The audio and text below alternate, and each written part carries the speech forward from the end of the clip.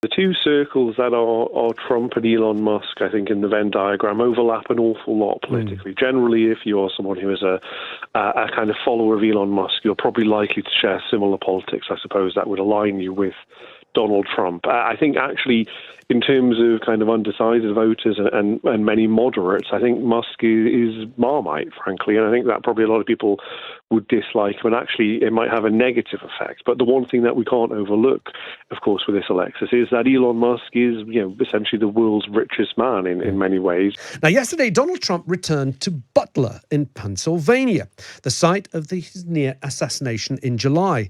He returned there for another campaign, and he invited a very special guest on the stage. So many different great things. Where is he? Come on up here, Elon.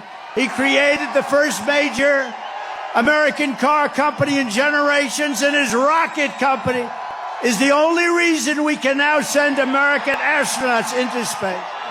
Come here. Take over, Elon. Yes, take over.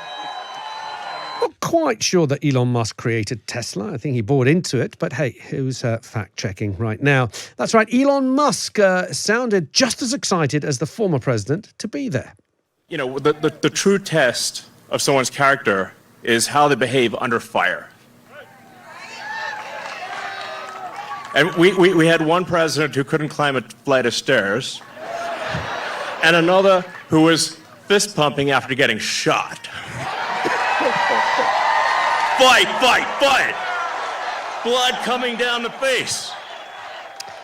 So why was Musk such a Trump fan? And how did he go from an eccentric tech genius to an eccentric tech genius who increasingly supports conservative and even right-wing positions? Well, let's welcome to the show Chris Stokel-Walker, tech journalist. Chris, good afternoon. Afternoon, Alexis. Chris, I'm just going to read a past tweet from Elon Musk. This was from 2022. He said, for Twitter to deserve public trust, it must be politically neutral, which effectively means upsetting the far right and the far left equally. What happened to Elon Musk in the last 2 years?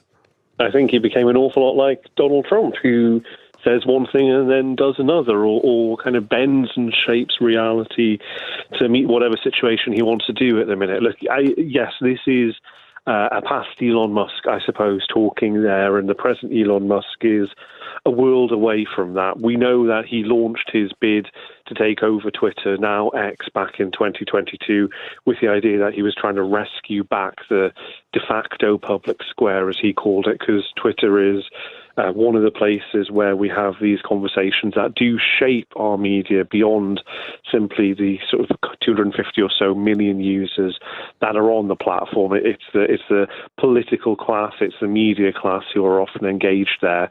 And he thought that this was an attempt to try and bring it, I suppose he thought, to more of a centre ground, but it turns out that he shares with Trump an awful lot of political beliefs that are, I think we would say, right of centre, and often increasingly so. So, yeah, they are interesting bedfellows, but also they are both eccentric. They are both very rich. They have a willingness to be sparse with the truth at times, and they both really adore the attention. I think that is, in large part, why they are back on that stage at Butler together. Chris, is he hoping for a job should Trump win the presidency?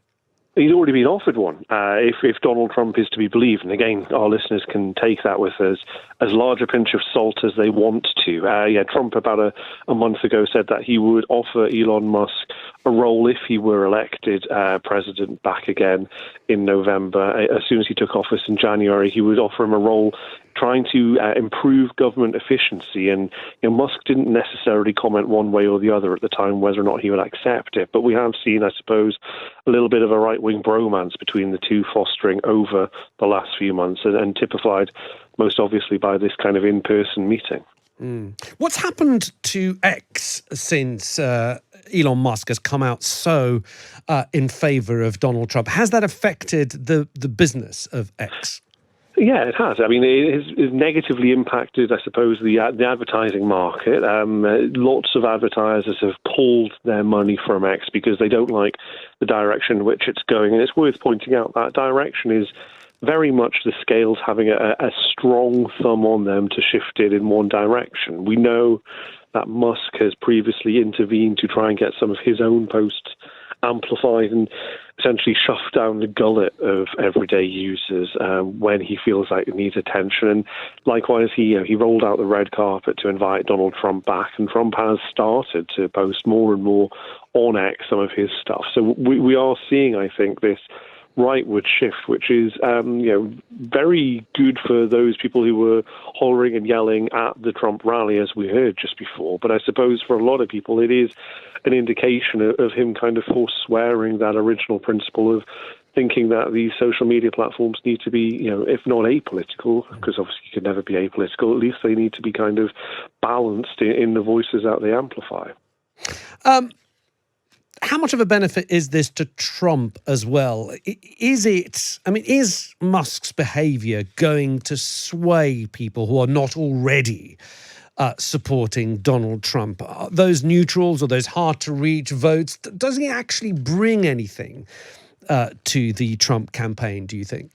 Yeah, the two circles that are Trump and Elon Musk, I think, in the Venn diagram overlap an awful lot politically. Generally, if you're someone who is a kind of follower of Elon Musk, you're probably likely to share similar politics. I suppose that would align you with Donald Trump. I think actually, in terms of kind of undecided voters and many moderates, I think Musk is Marmite, frankly, and I think that probably a lot of people would dislike him, and actually it might have a negative effect. But the one thing that we can't overlook, of course, with this, Alexis, is that Elon Musk is, essentially the world's richest man in many ways. He is certainly right up there as one of them. He's also someone who has a fair amount of wattage and star power when it comes to kind of grabbing the media attention. And one of the things that I found interesting was that he was imploring people at that rally to tell their friends, tell their families to register to vote. Donald Trump recognizes that there is this risk here, and I suppose even if Elon Musk can energize a few people who maybe were not interested in mainstream politics and had kind of thought, well, neither party is for them, because Musk is often quite libertarian and quite extreme in that view of shunning mainstream politics. Maybe if you can bring some of those people back into the fold and get them voting for Donald Trump, that could make a difference in a month or so's time. Chris, thanks for your time. Always good to speak to you. Thank you. Chris Stokel-Walker there, technology journalist, speaking to us about Elon Musk joining Donald Trump yesterday in Butler, Pennsylvania. If you do see the footage on social media and in the news coverage, he's like a sort of a super excited child. He's jumping up and down in the background, waving his hands just before he gets introduced by Donald Trump. Quite extraordinary.